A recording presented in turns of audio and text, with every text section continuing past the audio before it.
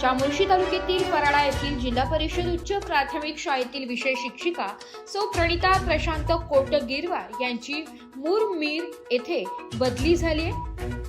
अतिशय सुस्वभावी, शांत व प्रेमळ अशी ख्याती असलेल्या आपल्या शिक्षिका यांना शाळा निरोप देताना शाळेतील विद्यार्थी, शिक्षक व गावातील नागरिक अक्षरशः भावूक होऊन डोळ्यातील अश्रू गळू लागले होते।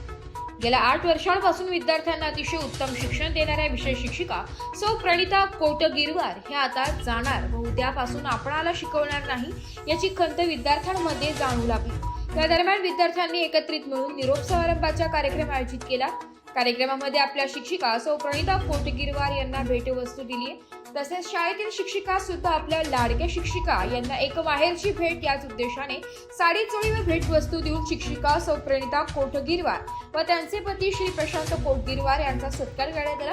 या प्रसंगी या निरोप समारंभाला शाळेचे मुख्याध्यापक सुधाकर जुवारे तसेच प्रमुख अतिथी म्हणून राजू खेवले, कुन Ghatkar sir, Kothare madam, Kumre sir, Kathane madam तसेच गावातील पालक वर्ग व विद्यार्थी कार्यक्रमाला उपस्थित होते।